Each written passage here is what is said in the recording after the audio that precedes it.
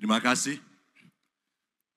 Selamat malam Bapak Ibu sekalian yang hari ini hadir di studio dan tentu saja yang menyaksikan melalui tayangan televisi atau streaming. Kami membaca sekaligus mencatat persoalan luar negeri, pertahanan keamanan, dan tentu saja dari 3 ini kami akan menyampaikan poin per poin. Yang pertama terkait dengan politik luar negeri kita. Politik luar negeri kita adalah alat untuk negosiasi terhadap dunia luar, tapi kepentingan nasional harus nomor 1. Kenapa itu menjadi penting? Karena kita mesti betul-betul bisa melakukan redefinisi terhadap politik luar negeri yang bebas aktif, yang disesuaikan dengan kondisi kekinian.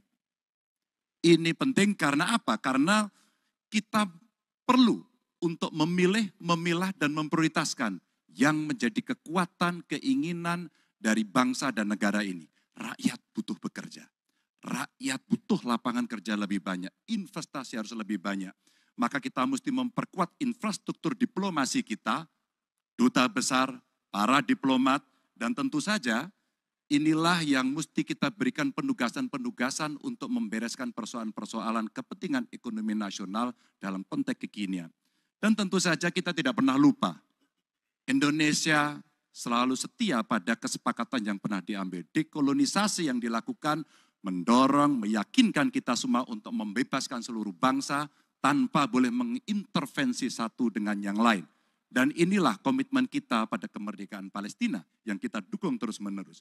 Maka kalaulah kemudian itu kita kerjakan, beberapa problem krisis iklim barangkali akan kita selesaikan dengan membawa pola-pola diplomasi sesuai dengan kekinian yang diperlukan. Atau barangkali kepentingan UMKM yang mesti kita bawa ke dunia internasional seperti praktek yang pernah kami lakukan di Jawa Tengah. Dan itu membuat masyarakat akan merasakan politik luar negeri jauh lebih baik.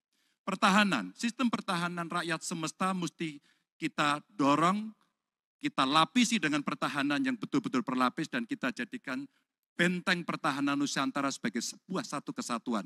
Dan kita perlu melakukan penataan gelar pasukan karena IKN menjadi pusat gravitasi baru. Dan ini bagian dari antisipasi terhadap tarung global antara Amerika Serikat dan Tiongkok. Untuk itulah pertahanan kita mesti masuk pada wilayah 5.0 dengan teknologi sakti, dengan rudal hipersonik, senjata cyber, sensor kuantum, dan sistem senjata otonom, dan itu bisa dilakukan kalau anggaran dari Kemenhan itu 1-2% dari PDB, sehingga MEF kita akan bisa tercapai. Karena ini yang mengerikan, di 2024 saya khawatir ini tidak akan tercapai. Untuk keamanan, terorisme, narkoba, pinjaman online, judi online, kekerasan seksual, ini perlu mendapatkan perhatian termasuk TPPU. Maka reformasi kepolisian betul-betul harus mengantisipasi ini dengan penguatan cyber system kita, termasuk pengembangan SDM cyber yang kuat. Polisi yang menjadi pengabdi masyarakat betul-betul akan bisa mengayomi. Seperti kemudian pada saat saya bertemu dengan Ibu Mary Hugeng. Bagaimana Ibu Mary menceritakan bahwa polisi kita mengayomi dengan kesungguhan. Polisi kita hidup dengan sangat sederhana. Dan mereka punya integritas yang tinggi.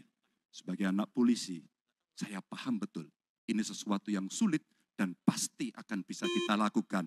Dan tentu saja inilah capaian-capaian yang akan kita lakukan oleh Ganjar Mahfud.